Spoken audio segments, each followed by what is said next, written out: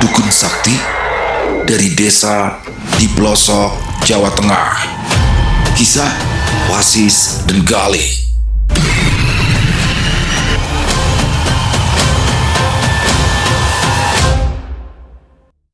Assalamualaikum warahmatullahi wabarakatuh. Halo semuanya teman-teman, selamat malam. Selamat datang kembali di channel kesayangan kita, channel Ilo Bercerita, dan masih bersama saya Ilo dimanapun teman-teman berada.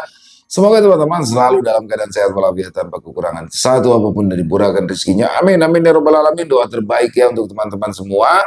Dan pada kesempatan yang baik ini saya akan membawakan satu kisah favorit kita semua, kisah Wasis dan Gali. Wow, kisah dari Mas Rastra Kesatria ini. Alhamdulillah ya, sudah 2 minggu berturut-turut Mas Rastra ini mengirimkan kisah Wasis Gali. Semoga terus nih, semoga bisa rutin setiap minggunya selalu ada kisah Wasis dan Gali di channel Ilo Bercerita ya teman-teman ya. Dan bagaimana di episode kemarin Wasis berhasil menolong Mas Bekti, pemilik dari warung ayam bakar Mas Bekti, dan alhamdulillah berhasil ya. Kira-kira kali ini apa lagi sih petualangan yang akan ditemui oleh Wasis dan Gali dan juga Cecep? Oke, sebelum kita masuk ke dalam kisahnya, buat teman-teman yang mungkin belum subscribe channel Ilo Bercerita, yuk bisa diklik dulu tombol subscribe. Jangan lupa lonceng notifikasinya juga dinyalakan agar teman-teman selalu mendapatkan notifikasi dari konten-konten yang akan kami upload selanjutnya. Untuk channel Ilo Bercerita, kami upload setiap hari teman-teman ya, setiap malam jam 9 malam waktu Indonesia bagian Barat. Gak pakai berlama-lama lagi, pasti udah gak sabaran kan untuk masuk ke dalam kisahnya. Kita langsung saja masuk ke dalam kisahnya.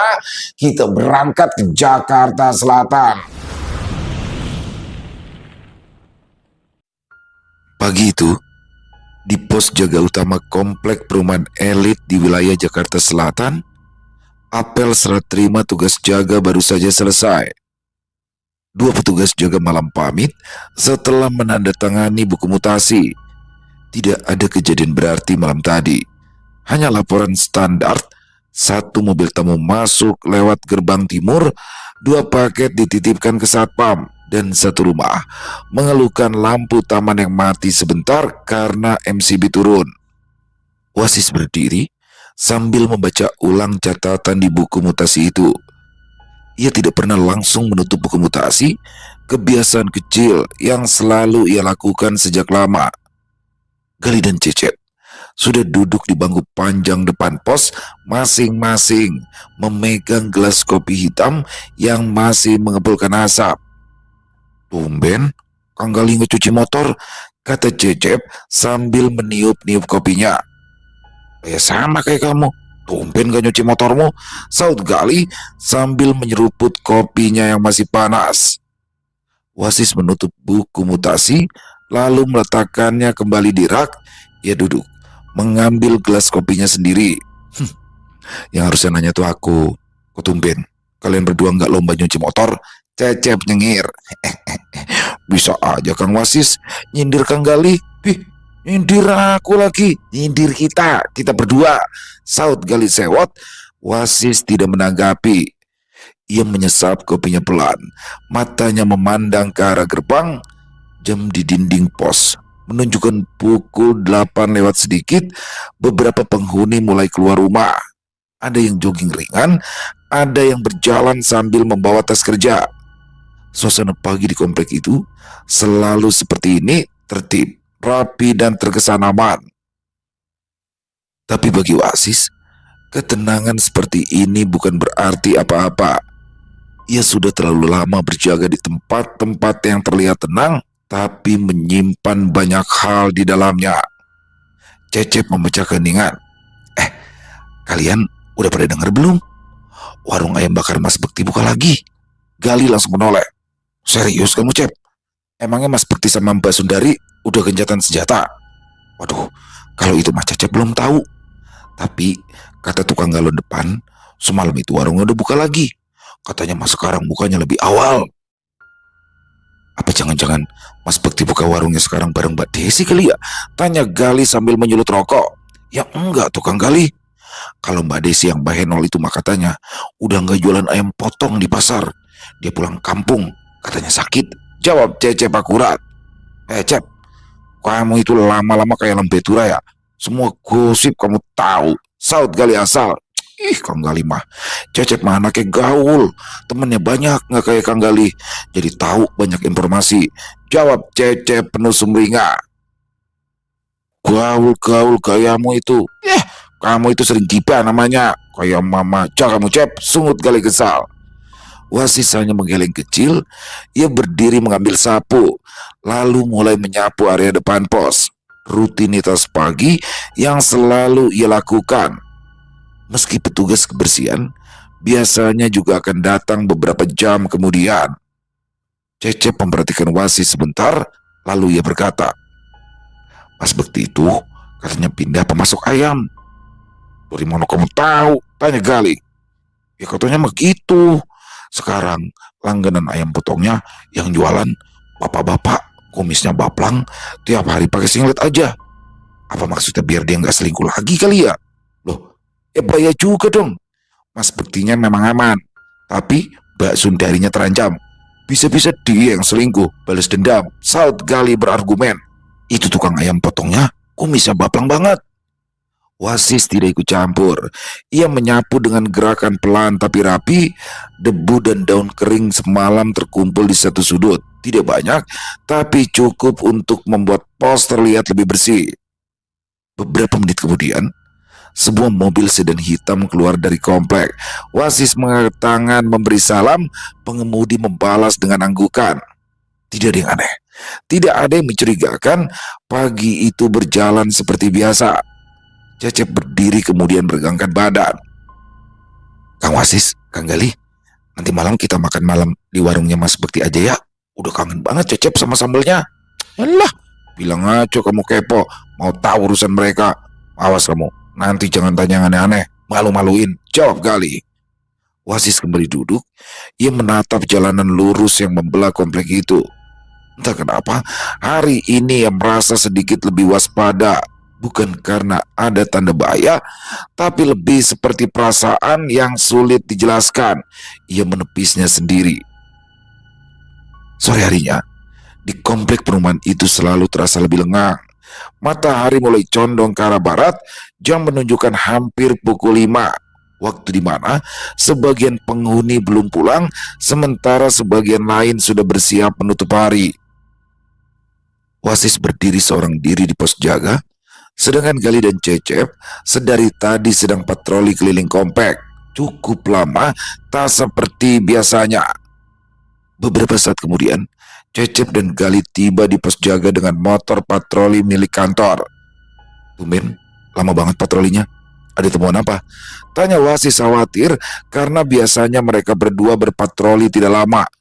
"Ini sis, si Cecep orang yang ngacengan. Gara-gara pembantu baru di rumah Pak Surya yang seksi itu lagi nungging dan mengembang, dia muter sampai 5 kali," jawab Gali sambil meletakkan helm. "Ih, kok Cecep yang disalahin? Tadi juga Kang Gali diem aja pas Cecep ajak muter-muter. Malahan Kang Gali yang ngeliatin bokong paling lama," saut Cecep tak mau disalahkan. "Lah, les aja kamu Cep," saut Gali kesal.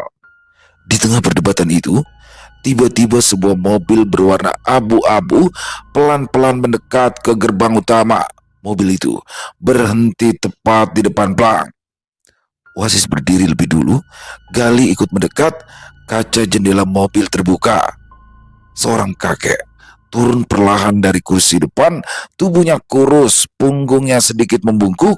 Ia mengenakan baju batik lengan panjang berwarna coklat tua dan peci hitam yang menutupi rambutnya yang sudah memutih sebagian. Wajahnya dipenuhi keriput, tapi matanya tajam dan jernih. Kakek itu menutup pintu mobil hati-hati, lalu berjalan mendekati pos. "Permisi," katanya dengan suara pelan tapi jelas. "Ya Mbah, mau cari siapa ya Mbah?" jawab Gali sopan. Kakek itu mengangguk kecil. "Rumah Pak Abimanyu, yang arsitek. Di dalam sini," katanya. Wasis memperhatikan dari jarak dekat. Tidak ada gelagat aneh, hanya seorang kakek-kakek yang tampak lelah karena perjalanan jauh. Tapi dari cara ia berdiri, cara ia memandang sekitar, membuat Wasis tetap waspada. "Bapak keluarga beliau?" tanya Wasis. "Iya, saya bapak dari istrinya," jawab kakek itu singkat. Gali segera membuka buku tamu. Namanya siapa ya Mbah? Warsito. Panggil saja Mbak Warsito, jawabnya. Gali menulis nama itu dengan rapi. Keperluannya jenguk ya Mbah? Ya. Tidak ada nada mendesak, tidak ada alasan bertele-tele. Wasis memberi isyarat kepada Gali untuk mengantarkannya. Saya antar ya Mbah, kata Gali. Mbah Warsito mengangguk, ia kembali ke mobil, meminta sopir untuk mengikuti Gali yang naik motor patroli milik pos jaga. Wasis mengangkat palang dan memperhatikan mereka masuk ke dalam komplek. Mobil itu berjalan pelan, seolah pengemudinya tidak ingin terburu-buru. Gali berkendara di depan. Sesekali ia menoleh lewat spion, memastikan bahwa Warsito tidak tertinggal. Sang sopir mencoba membuka obrolan ringan. Mbah baru pertama kesini ya? Ya, rumahnya besar-besar ya, jawab Mbak Warsito. Sopir itu tersenyum kecil. Ya Mbah, memang ini hunian elit di Jakarta Selatan. Mbak Warsito hanya mengangguk, matanya memandang kiri kanan, memperhatikan setiap rumah yang dilewati. Tatapannya tenang, tapi seperti sedang mengingat sesuatu. Mereka berhenti di depan sebuah rumah 2 lantai dengan pagar hitam, halamannya rapi. Ada pohon kamboja kecil di sudut halaman. Gali turun lebih dulu. Nah, ini rumahnya Mbah. Mbak Warsito turun perlahan. Ia berdiri sebentar menatap rumah itu cukup lama. Sebelum melangkah mendekat ke pagar, Gali menekan bel. Tidak lama kemudian, pintu terbuka. Seorang pria berusia sekitar 40 tahunan muncul. Tubuhnya tegap, wajahnya bersih, mengenakan kemeja rumahan dan celana kain. Wajahnya sempat terkejut melihat Mbak Warsito di depan pagar. Pak Abimanyu, tanya Gali memastikan. Iya, ada apa ya Mas Gali? Jawab pria itu. Ini Pak, ada tamu, katanya keluarga. Abimanyu menatap kakek itu beberapa detik, wajahnya berubah, ia membuka pagar lebih lebar. Bapak, ucapnya pelan. Mbak Warsito mengangguk. Iya Le. Abimanyu mempersilakan masuk dengan sikap yang hormat. Gali mundur selangkah. Kalau begitu, saya pamit ya Pak. Iya, terima kasih ya, jawab Abimanyu. Gali kembali ke motornya dan melaju perlahan kembali ke pos jaga. Dari kejauhan, ia sempat menoleh. Mbah Warsito masih berdiri di halaman, seolah mengatur nafas sebelum masuk ke rumah itu. Saat Gali tiba di pos jaga, Wasis masih duduk sambil memperhatikan layar CCTV. Gimana? Tanya Wasis. Aman sis, itu Mbak Warsito beneran ayahnya Bu Ayu, jawab Gali. Wasis mengangguk, nama itu ia simpan dalam ingatan. Ia menoleh ke layar CCTV, memperhatikan rumah yang baru saja didatangi tamu itu. Tidak ada yang aneh, hanya seorang kakek yang datang untuk menjenguk anak cucunya. Pak Abimanyu bukan orang yang lahir dari keluarga berada. Ia tumbuh di lingkungan biasa, sekolah biasa, dan menjalani hidup dengan rencana sederhana. Sejak muda, ia sudah terbiasa hidup teratur dan bekerja keras, tidak banyak bicara. Pilihannya menjadi arsitek bukan karena mimpi yang besar, melainkan karena ia merasa cocok dengan pekerjaan yang menuntut ketelitian dan kesabaran. Tahun-tahun awal karirnya tidak mudah.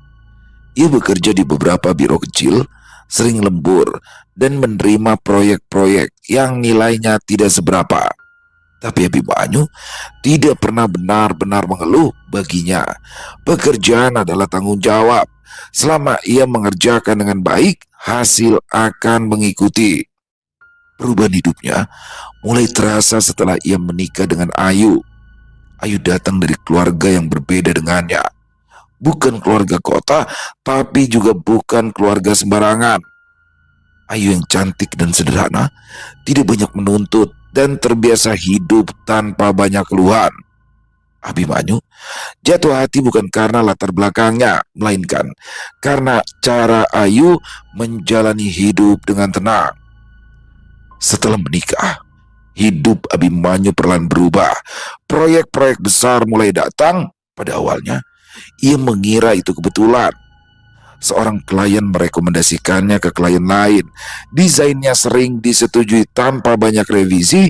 Tawaran kerjasama muncul dari perusahaan-perusahaan yang sebelumnya sulit ia jangkau. Dalam waktu beberapa tahun, nama Abimanyu mulai dikenal sebagai arsitek handal.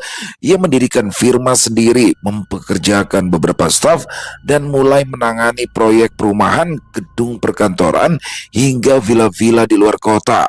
Uang mengalir lancar, terlalu lancar kalau dipikir-pikir.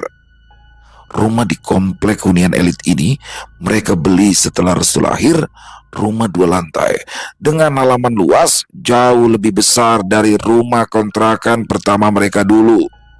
Ayu sempat ragu saat pertama kali pindah. Ia tidak terbiasa tinggal di lingkungan seperti itu. "Kita pantas nggak ya tinggal di sini?" tanya Ayu waktu itu. Abimanyu hanya tersenyum. "Ini kan hasil kerja keras kita." Dia percaya itu. Ia bekerja keras. Ia tidak merasa mengambil hak siapapun. Hidup mereka meningkat karena usaha. Restu lahir ketika karir Abimanyu sedang naik. Anak itu tumbuh sehat dan ceria. Kini umurnya 10 tahun, tubuhnya kecil tapi lincah. Ia senang menggambar, terutama bangunan-bangunan aneh. Kadang Abimanyu memperhatikan gambar-gambar itu dan tersenyum juga. "Kamu mau jadi arsitek ya?" tanyanya suatu kali. Restu menggeleng. "Belum tahu, tapi aku suka bikin rumah, Pak." Abimanyu tidak pernah memaksa. Baginya, anaknya itu cukup tumbuh baik. Hubungan Abimanyu dengan mertuanya, Bawarsito, tidak terlalu dekat. Mereka jarang bertemu, bukan karena tidak akur, tapi karena jarak dan kesibukan. Bawarsito tinggal di sebuah desa di Jawa Tengah, di kampung halaman Ayu. Seorang kakek tua yang jarang turun ke kota. Setiap kali bertemu, Bawarsito selalu bersikap sopan, tapi ada jarak yang sulit dijelaskan. Dia jarang menginap lama, datang berbincang seperlunya, lalu pulang. Abimanyu pun menganggap itu biasa. Tidak semua orang tua suka tinggal lama di rumah anaknya. Namun, ada satu hal yang selalu Abimanyu rasakan meski tidak pernah ia ucapkan. Keberhasilan hidupnya datang terlalu cepat. Ia tidak pernah membicarakan perasaan itu pada siapapun, termasuk Ayu. Dia memilih diam dan menikmati apa yang ada. Selama rumah tangganya baik, anaknya sehat, dan pekerjaannya lancar, ia tidak merasa perlu mempertanyakan lebih jauh. Sore itu, ketika Mbak Warsito berdiri di halaman rumahnya, Abimanyu kembali merasakan perasaan lama itu. Ada sesuatu yang bergerak pelan di dalam dadanya, bukan rasa takut, lebih seperti kegelisahan yang lama terkubur. Ia mempersilahkan mertuanya masuk, menyiapkan minum, dan mencoba bersikap wajar. Ayu keluar dari dapur dengan wajah terkejut, lalu memeluk ayahnya tanpa banyak kata. Restu mengintip dari balik tangga, memandang kakeknya dengan rasa ingin tahu. Bawarsito menatap cucunya lama, terlalu lama untuk ukuran orang yang sekedar berkunjung. Abimanyu memperhatikan itu dari kejauhan. Ia tidak tahu kenapa, tapi sejak sore itu rumahnya terasa berbeda, lebih sunyi. Meski tidak ada yang berubah, seperti ada sesuatu yang sudah lama menunggu dan akhirnya tiba juga di rumahnya. Dan Abimanyu dengan segala rasionalitasnya belum menyadari bahwa hidup yang ia jalani selama ini bukan hanya sekedar dari hasil kerja keras semata. Keesokan malamnya, sesuai jadwal tugas di pos jaga, Wasis, Gali, dan Cecep kembali menjalani dinas malam. Televisi kecil di sudut pos menyala menampilkan acara berita. Buku mutasi terbuka di atas meja, masih kosong untuk catatan malam itu. Cecep sedang menuang kopi dari termos ke gelas plastik. "Kopi dulu, biar melek," katanya. Gali duduk bersandar di kursi, memeriksa ponselnya. Kemarin masuk siang, sekarang masuk malam. Perasaan tiap hari kerja terus kita ya." Wasis berdiri dekat pintu pos memandang jalan utama. Terus mau kamu gimana, Li? Ya liburan lah, biar kayak orang-orang itu, saut Gali cepat. Wah, Cecep mas setuju. Kapan kang kita liburan? Tanya Cecep antusias. Tapi kemana ya liburan yang enak? Tanya Gali bingung sendiri. Gimana kalau ke Sukabumi? Kampung Cecep aja. Usul Cecep penuh semangat. Loh, kamu sama aja. Anterin kamu mudik, Cep. Lagian di sana ada apa? Protes Gali tak suka. Belum lama ia bicara, sebuah bayangan muncul di ujung jalan. Seorang pria tua berjalan mendekati pos jaga. Di bawah cahaya lampu, Wasis mengenali sosok itu, Mbah Warsito. Ia mengenakan pakaian yang sama seperti sore kemarin, batik dan peci hitam. Langkahnya pelan tapi mantap. Di tangannya ada tas kain kecil. Wasis melangkah keluar pos. Mbah, mau kemana mbah? Mbah Warsito tersenyum tipis. Numpang ngopi. Boleh? Wah, monggo mbah, silakan. Jawab Wasis. Tanpa diperintah, Cecep segera membuat lagi satu gelas kopi. Duduk di sini mbah. Mbah Warsito duduk di bangku kayu depan pos. Ia menerima gelas kopi itu dengan dua tangannya. Terima kasih. Mereka duduk. Tidak ada pertanyaan penting, tidak ada maksud tertentu yang diucapkan, hanya orang-orang yang kebetulan bertemu malam itu. Gimana mbah? Betah di Jakarta? Kata Cecep membuka obrolan. Mbah Warsito mengangguk. Ya, lingkungannya baik. Gali melirik ke arah kakek itu. Mbah, nginep ya di situ? Iya. Jawabnya singkat. Wasis memperhatikan dari dekat cara Mbah Warsito memegang gelas, cara ia menyeruput kopi tenang. Tidak terlihat seperti orang yang sedang menyimpan masalah besar. Tapi Wasis tahu ketenangan seperti itu seringkali bukan tanpa alasan. Kamu sudah lama jaga di sini? Tanya Mbah Warsito menoleh ke Wasis. Sudah masuk tahun kedua mbah, jawab Wasis. Kalian terlihat berbeda dari penjaga yang lain, kata Mbah Warsito ringan, seolah hanya mengomentari hal sepele. Wasis tidak langsung menjawab. Beda gimana ya mbah? Mbah Warsito tersenyum tipis. Ya beda saja. Cecep dan Gali saling pandang sebentar, lalu kembali diam. Wasis menghela nafas pendek. Ya mungkin karena kami sudah lama jaga di sini mbah. Mbah Warsito mengangguk seakan menerima jawaban itu. Ia tidak mendesak, tidak mengejar. Obrolan kembali mengalir pelan. Beberapa menit berlalu, Mbah Warsito pun berdiri. Sudah malam, saya pulang dulu. Ya mbah, kata Gali. Sebelum pergi, Mbah Warsito menoleh ke arah Wasis. Saya boleh minta nomor telepon kamu? Wasis terdiam, lalu mengangguk. Ia menyebutkan nomor ponselnya. Mbah Warsito mencatatnya di ponsel miliknya. Terima kasih. Siapa tahu nanti saya ada perlu, kata kakek itu. Wasis tidak bertanya perlu apa, ia hanya mengangguk. Mbah Warsito melangkah pergi. Bayangannya perlahan menghilang di balik cahaya lampu jalan. Setelah ia pergi, Cecep bersuara. Itu kakek-kakek itu kok beda ya? Gali menoleh. Beda gimana? Tadi Simba bilang kita beda. Sekarang kamu yang bilang Simba itu beda. Gak jelas. Ya beda aja Kang kelihatannya. Masa iya Kang Gali gak ngerasa? Sahut Cecep serius. Cecep, aku ini udah sering banget lihat mbak-mbak di kampungku. Ya semuanya sama. Mukanya keriput, kulitnya ngampleh, rambutnya ubanan, jarang-jarang. Kamu nanti kalau udah tua, ya sama, bahkan bisa lebih jelek. Jelas Gali panjang lebar. Wasis hanya geleng-geleng kepala melihat kelakuan Cecep dan Gali. Dalam hatinya, dia bisa merasakan getaran aneh di dalam tubuh Mbah Warsito.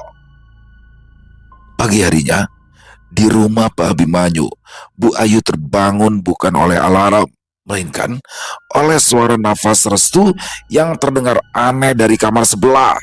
Bukan suara batuk, bukan juga rangan sakit, lebih seperti tarikan nafas pendek-pendek yang tidak beraturan. Ayu bangkit dari tempat tidur, berjalan cepat ke kamar anaknya. Restu terbaring dengan mata terpejam, tubuhnya berkeringat dingin, wajahnya pucat, kedua tangannya gemetar, lalu tiba-tiba menegang. Ayu memanggil namanya, tapi tak ada respon. Mas, Mas, suara Ayu bergetar saat memanggil Abimanyu. Abimanyu datang berlari. Begitu melihat kondisi Restu, ia langsung mengangkat tubuh anak itu. Tubuh kecil itu mendadak kejang keras, rahangnya mengatup, nafasnya tersendat. Ayu panik. Mas, ini kenapa? Abimanyu berusaha tetap tenang. Ambil jaket, kita ke rumah sakit sekarang. Ia tidak menunggu lebih lama. Ia menggendong Restu, membuka pintu depan dengan tangan gemetar, lalu berlari ke arah mobil. Ayu mengikuti dari belakang sambil menangis tertahan di dalam mobil. Kejang Restu tidak berhenti. Tubuh Restu kaku lalu lemas, berulang tanpa pola.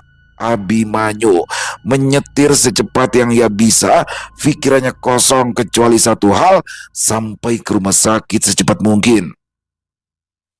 Di pos jaga, Wasis baru saja selesai mencatat laporan pagi ketika mobil Abimanyu melaju kencang ke arah gerbang. Tidak seperti biasanya. Wasis berdiri dan mengangkat tangan memberi isyarat. Abimanyu menurunkan kaca. Anak saya kejang, saya harus ke rumah sakit sekarang, katanya singkat. Wasis langsung mengangkat palang tanpa bertanya lagi. Matanya sempat menangkap wajah Restu di kursi belakang. Matanya terpejam, tubuhnya kaku di pelukan Ayu. Bawarsito juga terlihat di kursi depan. Mobil itu melesat keluar komplek. Gali yang baru datang ikut berdiri. Sis, kenapa itu sis? Anak Pak Abimanyu, jawab Wasis pendek. Perasaan yang semalam hanya berupa firasat kini terasa lebih nyata. Di rumah sakit, dokter dan perawat segera membawa Restu ke ruang penanganan. Ayu terduduk lemas di kursi ruang tunggu. Abimanyu berdiri mondar-mandir, tangannya gemetar. Bawarsito yang duduk di samping anaknya tidak mengenakan baju batik rapi. Dia hanya mengenakan kemeja polos dan sandal jepit. Wajahnya terlihat tegang. Apa yang terjadi tadi? Tanyanya pelan. Ayu menoleh dan menangis. Restu tiba-tiba kejang, Pak. Bawarsito tidak langsung menjawab. Ia duduk menundukkan kepala, tangannya mengepal di atas lutut. Dokter keluar dan menjelaskan singkat. Kejang berhasil dihentikan, tapi Restu belum sadar. Mereka masih melakukan pemeriksaan, belum bisa memastikan apa penyebabnya.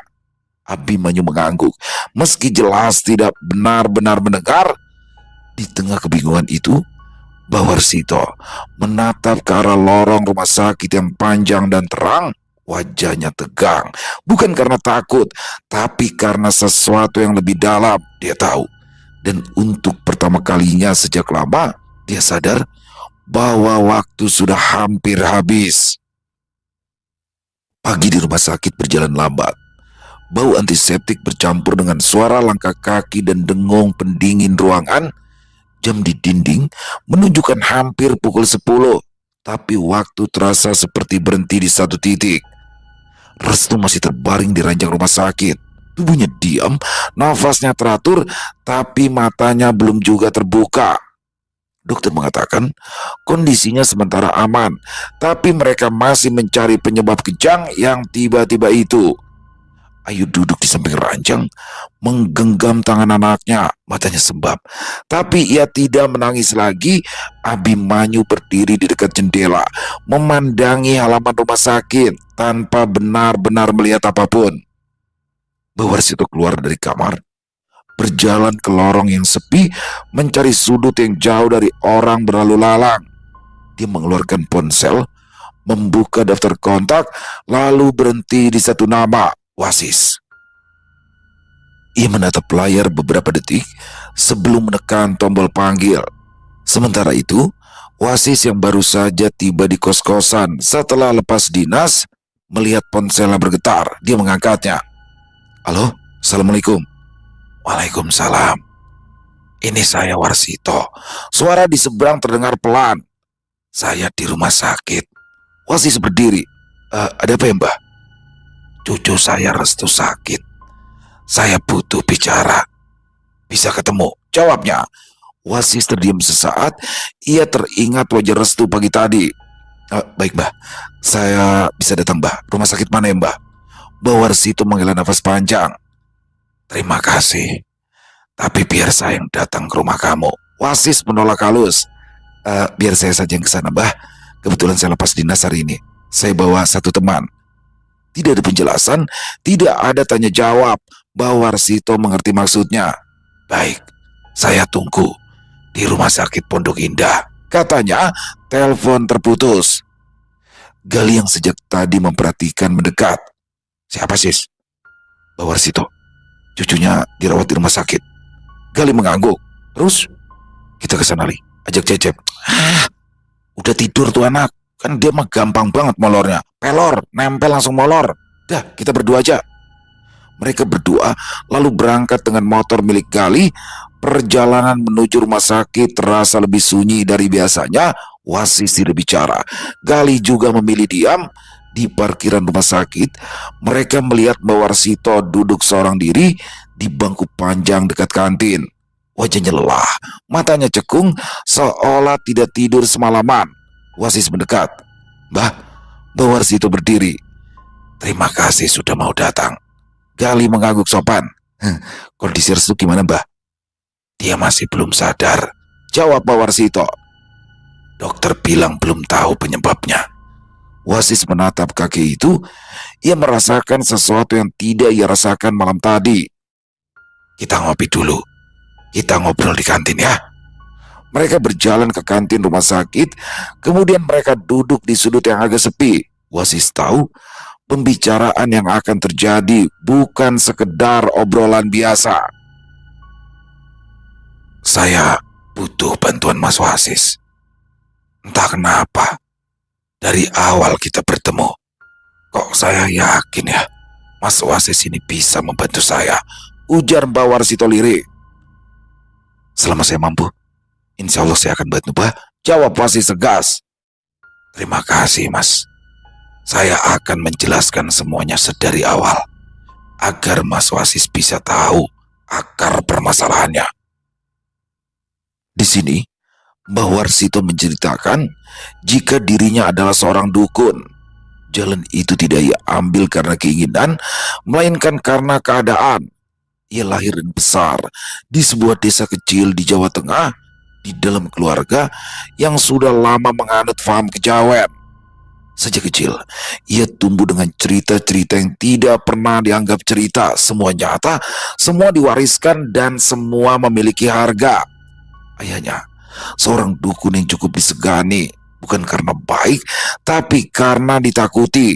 Orang datang membawa masalah, membawa permintaan, dan pulang dengan rasa puas atau rasa takut yang sama besarnya. Dari ayahnya, Warsito belajar satu hal sejak dini. Ilmu tidak pernah datang tanpa konsekuensi. Ilmu hitam yang diwariskan dalam garis keturunannya bukan sembarang ilmu. Ada junjungan yang menyertai, sebuah ikatan yang lebih tua dari generasi mereka sendiri. Perjanjiannya sederhana. Kekuatan itu akan abadi selama garis keturunan laki-laki tetap meneruskan. Jika satu generasi memutuskan berhenti, maka perjanjian itu akan menagih dengan caranya sendiri. Warsito sendiri menerima ilmu itu ketika ia masih muda, bukan karena ingin, tapi karena tidak ada pilihan. Jika ia menolak, ayahnya lah yang akan menanggung akibatnya. Ia belajar menjalani hidup sebagai seorang dukun, membantu orang-orang dengan cara yang tidak selalu bersih. Dia tahu ilmunya membawa manfaat sekaligus kerusakan, dan setiap kali ia menggunakan, dia tahu hutangnya bertambah. Satu hal yang paling ia pahami dari perjanjian itu adalah syaratnya tentang kematian. Seorang pewaris tidak akan mati sebelum ilmunya berpindah ke penerus laki-laki berikutnya. Tubuh bisa menua, sakit bisa datang, tapi ajal akan tertahan. Tahun-tahun berlalu, Warsito menikah, punya anak satu-satunya perempuan, lalu cucu laki-laki.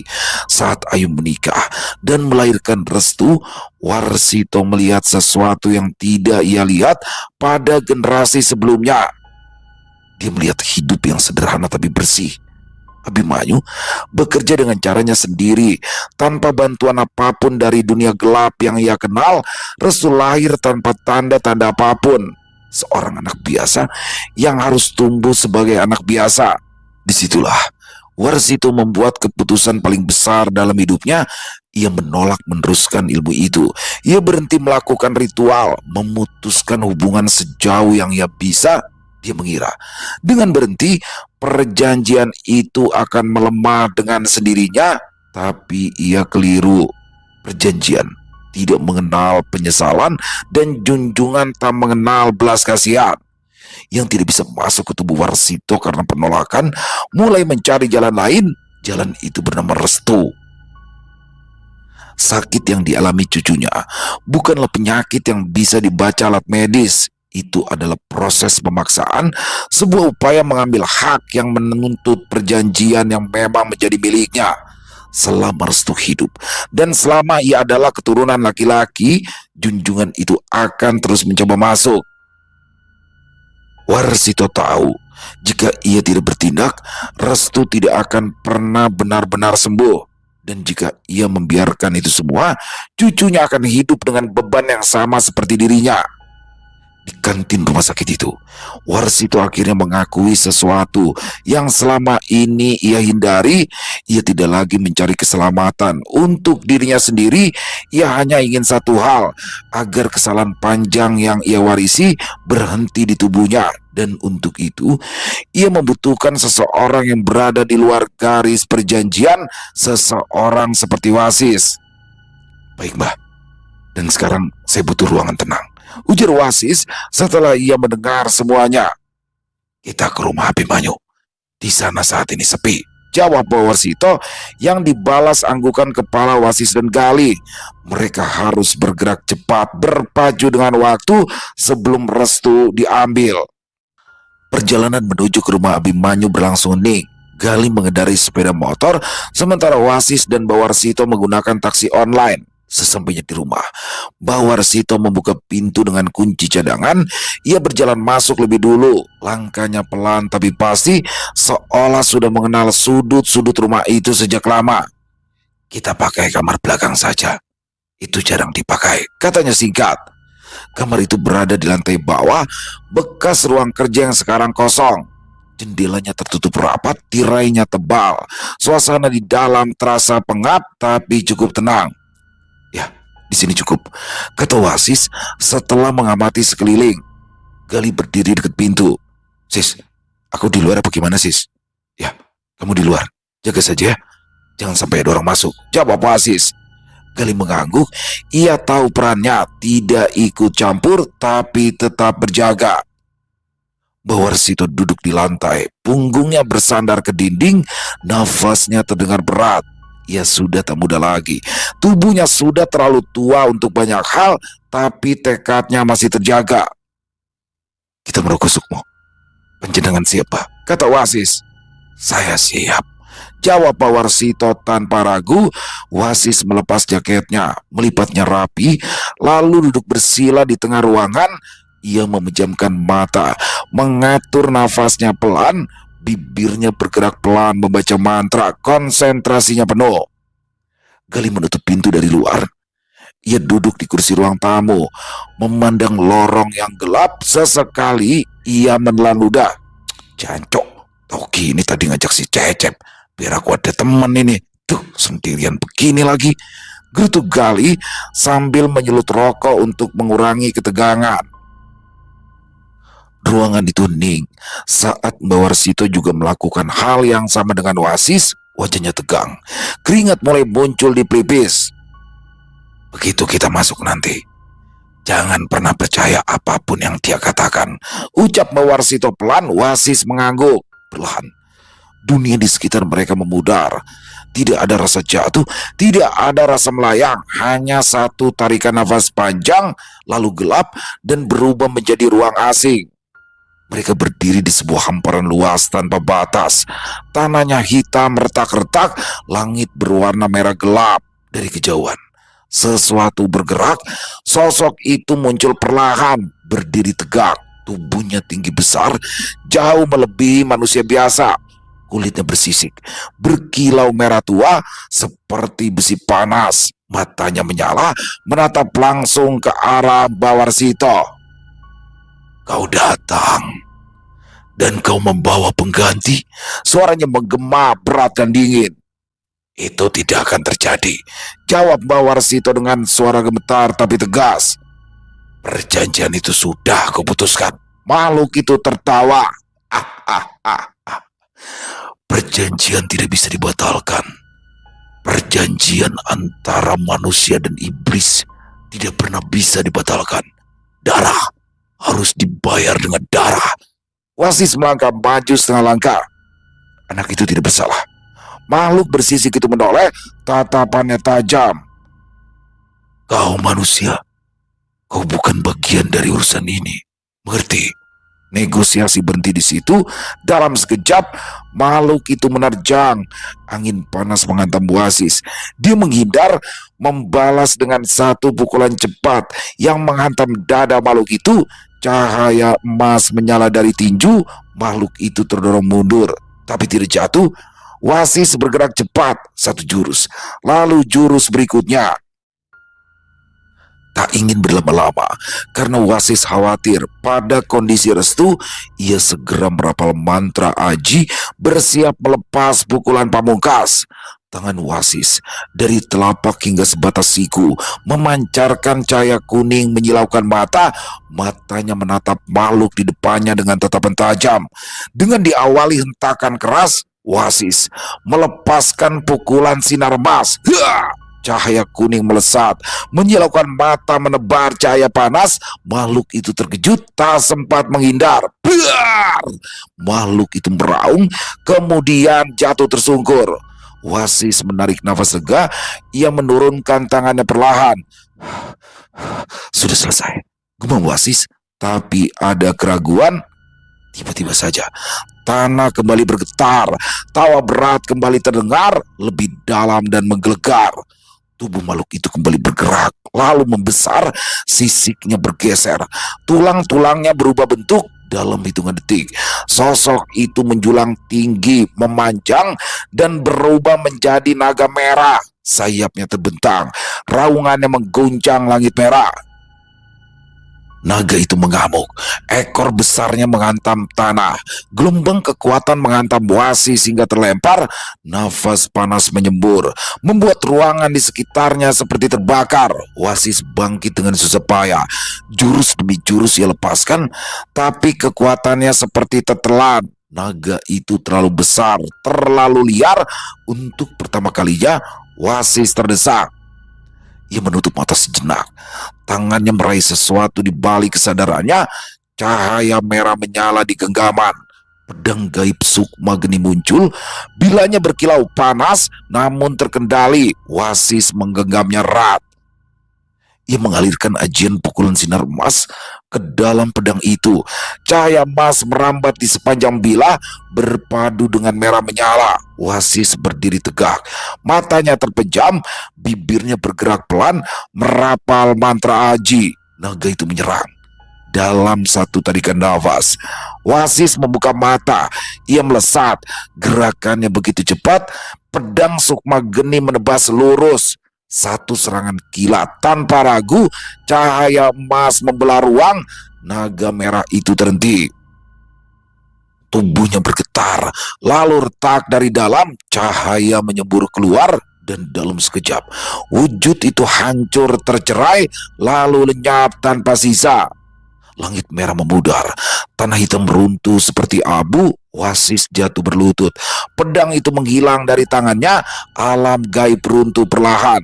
Dan ketika kesadarannya kembali, Wasis dan Bawarsito masih berada di ruangan itu. Nafas mereka tersengal, tapi ikatan itu telah putus untuk selamanya. Terima kasih Mas Wasis," ujar Bawarsito dengan nada suara bergetar haru. Wasis mengangguk, kemudian dia tersenyum. Ada rasa lega setelah bisa menolong orang tua yang ada di hadapannya kini. Pagi pun datang tanpa tanda apapun bahwa sesuatu yang besar telah terjadi malam sebelumnya. Matahari terbit seperti biasa, kendaraan berlalu lalang, rumah sakit kembali dipenuhi suara aktivitas pagi. Di ruang perawatan, Restu membuka matanya. Awalnya hanya sebentar, lalu lebih lama, pandangannya masih kosong tapi nafasnya stabil. Ayu yang tertidur di kursi samping ranjang terbangun ketika tangan kecil itu bergerak pelan. Restu, suaranya gemetar, anak itu menoleh. Mama, tangis Ayu pecah seketika. Ia memeluk anaknya. Perawat datang setelah melihat perubahan di monitor. Dokter dipanggil. Pemeriksaan dilakukan ulang. Hasilnya mengejutkan. Bahkan bagi mereka yang terbiasa melihat keajaiban medis, tidak ada tanda sisa kejang. Aktivitas otaknya normal. Tubuhnya pulih lebih cepat dari perkiraan. Abimanyu berdiri di sudut ruangan, menatap anaknya dengan mata berkaca-kaca. Beberapa jam kemudian, Mbak Warsi itu datang ke rumah sakit. Tubuhnya terlihat jauh lebih lemah dari sebelumnya, tapi wajahnya tenang. Ia duduk di samping ranjang Restu, menggenggam tangan cucunya. Kamu sudah sembuh, katanya pelan. Restu tersenyum kecil. Tapi aku capek, Mbak. Istirahat saja ya. Sekarang tidak ada yang akan mengganggumu lagi. Tumbuhlah menjadi anak yang baik dan sebarkanlah kebaikan itu. Dia menatap Ayu dan Abimanyu bergantian. Tidak ada penjelasan panjang, hanya tatapan penuh makna. Sore itu, setelah dokter memastikan kondisi Restu stabil, Mbak Warsito berpamitan. Ia memilih kembali ke kampung halamannya di Jawa Tengah. Bapak nggak mau istirahat dulu di sini? Tanya Ayu. Warsito menggeleng pelan. Bapak pengen pulang, Dok. Bapak capek. Tidak ada yang memaksa. Mobil itu meninggalkan komplek perumahan menjelang maghrib. Dari Jakarta menuju Jawa Tengah. Hari-hari berikutnya berjalan normal. Restu kembali ke sekolah setelah beberapa waktu. Tawa anak itu kembali memenuhi rumah. Ayu dan Abimanyu perlahan melanjutkan hidup tanpa bayang-bayang yang tidak mereka pahami sepenuhnya. Di kampung kecil di Jawa Tengah sana, Mbah Warsito menjalani hari-harinya dengan tubuh yang semakin lemah. Dia tahu waktunya tidak lama lagi, dan kali ini tidak ada lagi yang menahannya. Beberapa hari setelah semua itu berlalu, hidup di komplek perumahan elit itu kembali ke ritme lamanya. Pagi di pos jaga tetap diisi kopi hitam, laporan harian, dan obrolan ringan yang berulang. Tidak ada yang berubah. Wasi sedang menulis catatan ketika ponselnya bergetar di saku. Nomor tidak dikenal. Ia mengangkatnya tanpa banyak pikir. Assalamualaikum, Mas Wasis. Suara di seberang sana terdengar pelan. Suara perempuan sedikit ragu. Waalaikumsalam. Ya, maaf, ini dengan siapa? Saya Bu Ayu. Wasis berdiri dan menjauh sedikit dari meja. Oh ya Bu, ada apa ya Bu? Di seberang sana ada jeda. Lalu suara Ayu kembali lebih pelan dari sebelumnya. Bapak meninggal pagi tadi. Wasis menutup mata sesaat. Ia tidak terkejut, hanya ada rasa hening yang turun perlahan. Innalillahi wa inna ilaihi raji'un. Semoga husnul khotimah. Amin. Bapak sempat berpesan. Kata Bapak, terima kasih. Telepon terputus. Wasis kembali ke pos jaga. Gali menoleh. Apa sis? Mbak Warsito meninggal dunia. Innalillahi wa inna ilaihi raji'un. Berarti Kim oper dong. Ya, kata Wasis. Di sebuah desa kecil di Jawa Tengah, Mbah Warsito dimakamkan. Beliau pergi sebagai orang tua biasa, bukan seperti dukun, bukan sebagai pewaris ilmu hitam, hanya sebagai manusia yang akhirnya menutup satu lingkaran panjang. Hidup punya jalan masing-masing. Mbah Warsito yang hampir sepanjang hidupnya menjadi dukun ilmu hitam, di akhir hayatnya beliau sudah bertaubat dan meninggal dunia dalam keadaan sudah bertaubat. Semoga kita semua selalu dalam lindungan Allah. Selesai. Wow, luar biasa kisah Wasis dan Gali. Waduh, waduh, keren banget ya. Wasis, alhamdulillah akhirnya bisa membantu Mbah Warsito. Ya, itulah teman-teman ya, jalan hidup orang kita nggak ada yang tahu. Ada orang yang dari awalnya baik sepanjang hidup, tapi pas di endingnya brak jatuh. Ada juga yang dari awalnya seperti Mbak Warsito kan, sepanjang hidupnya, hampir ya di sepanjang hidupnya, dia bekerja sebagai atau berprofesi sebagai dukun, tapi di endingnya dia bertaubat, menyadari kesalahannya, luar biasa, alhamdulillah. Dan semoga kita semua tetap dalam lindungan Allah, tetap dalam kebaikan dan berakhir dengan baik. Amin, amin ya robbal alamin. Keren pakai banget kisahnya ya. Nah, di sini Wasis bagaimana Wasis akhirnya terpaksa mengeluarkan dua jurus andalanya nih, pukulan sinar emas ya kan.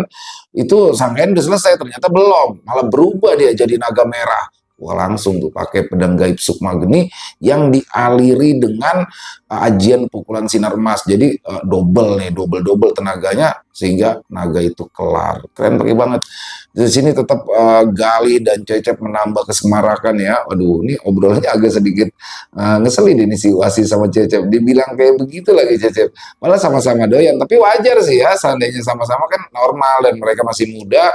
Tapi ya itulah celetukan dari Gali dan Cecep yang menambah kisah Wasis dan Gali ini semakin seru. Keren pakai banget. Mas Rastra Kesatria pokoknya nggak pernah gagal deh kalau bikin kisah Wasis dan Gali. Dan ada sedikit bocoran nih teman-teman nih. Mas Rastra Kesatria udah bikin lagi tokoh baru tapi sedang dipersiapkan untuk beberapa episode ke depan. Dan wah, katanya sih nggak bakal kalah seru nih sama Wasis dan Gali, dan mudah-mudahan di bulan Ramadan nanti sudah bisa di-up nih. Wah, jadi nggak sabaran nih nunggu kisah siapa nih nanti yang bakal ditampilkan oleh Mas Rastra. Dan terima kasih Mas Rastra sekali lagi atas kisah Wasis dan Galinya, dan semoga teman-teman terhibur ya dengan kisah barusan. Buat yang suka dengan videonya, bisa diklik tombol like-nya, tombol jempolnya, tombol hype-nya juga dong bisa diklik teman-teman ya, agar video ini bertambah viral. Dan buat teman-teman juga bantu dong di-share link videonya ke teman-teman yang lain agar juga ikut merasa terhibur. Buat yang punya komentar lain, buat yang punya pendapat lain tentang kisah barusan, bisa menuliskannya di dalam kolom komentar atau hanya sekedar saling menyapa, silakan. Insya Allah kami akan menjawabnya satu persatu. Dan di akhir kata, saya Ilo mengucapkan permohonan maaf apabila mungkin dalam pembawaan kisahnya barusan ada kata-kata saya yang salah, ataupun ada kata-kata saya mungkin yang kurang berkenan. Saya mohon dibukakan pintu maaf yang seluas-luasnya. Sampai berjumpa lagi di konten-konten kami selanjutnya, yang pasti tidak kalah serunya, pasti tidak kalah horornya, masih bersama saya Ilo di channel Ilo Bercerita. Salam sehat, sukses selalu untuk kita semua. Wassalamualaikum warahmatullahi wabarakatuh.